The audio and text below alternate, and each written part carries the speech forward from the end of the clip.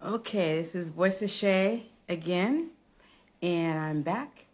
This is part 4 of how I handled my SA with my husband.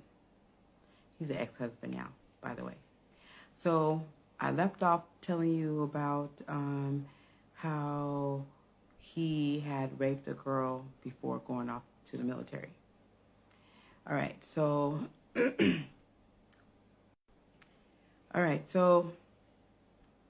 I have my daughter 2 days later, and I move in with my mom, and my mother ends up moving back with my dad back to California.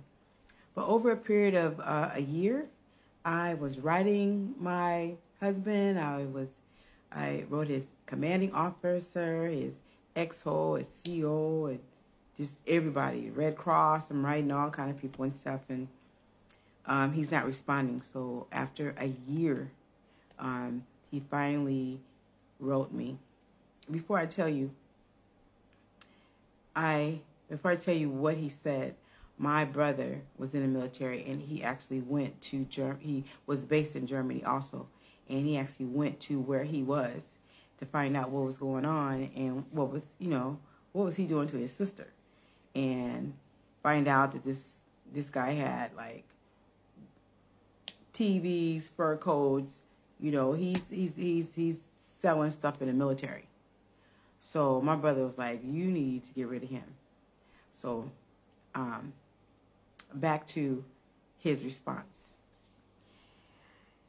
After I wrote him, I guess his commanding officer read my letter in front of his platoon, which I didn't know that was going to happen. But it was just a letter telling him that, he has a responsibility as a father, and if he wasn't going to send for me, he still needed to send money because our daughter was like, I don't know, 3 months old, 6 months old, 9 months old, a year old, and he never sent me a dime. And what I found out was, so anyway, he asked me to divorce him because he did not want to be a father, and he did not want to be a husband, and he did not want to be in this marriage, so for me to divorce him. So what I found out was that his mother was getting an allotment from him. Now, back in the day, if you enlisted in the Army, you can write who you want to receive money or allotment from your check. But over the years, that rule changed, which didn't help me because by the time that rule changed, my daughter was almost 18.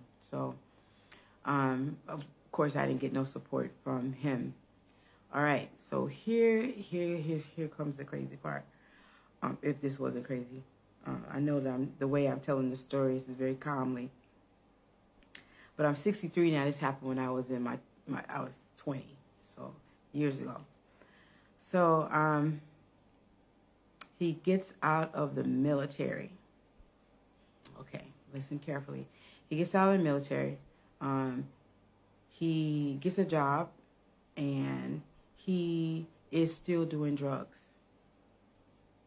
And remember, he was trying to get me to do drugs in front of his best friend. All right, so he's still doing drugs.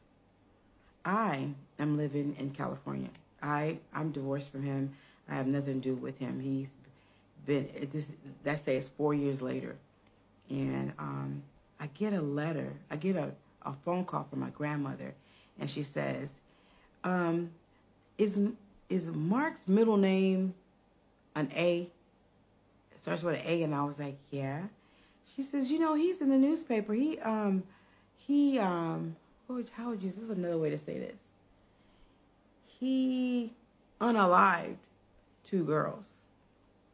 And he is on TV, and he's in, what do you call it, in an arraignment for these 2 unalived victims. They were teenage girls. They were in high school. He was in his early 20s. And this is allegedly, so I haven't given his name or anything, but I'm going to say allegedly. There's 2 stories. There's a story I was told, and then and then there's a story that he tells, and then there's the truth. So the story I hear that he was trying to break up with a high school girl. Maybe she was 16, 17. She was in high school, and she wanted to break up with him. He's, very violent kind of person. So she took her girlfriend with her, and he picks her up from school, and they get into an argument about her breaking off from him, and she was pregnant.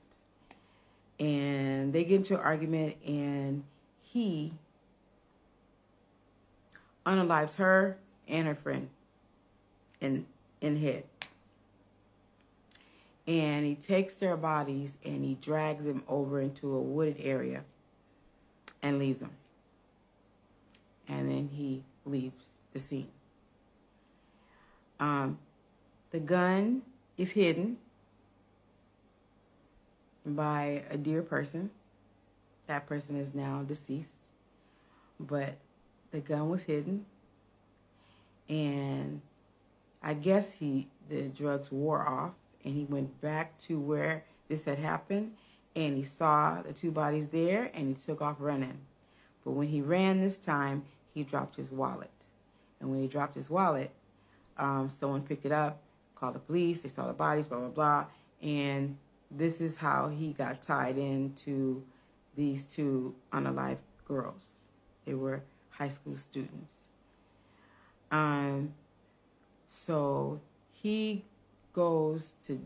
before he goes to jail, when he was going through the arraignments and he's on TV and they're showing his picture, two 11-year-old girls came forward and said he raped them. And so since law enforcement couldn't get him for the unalive victims because of the murder weapon,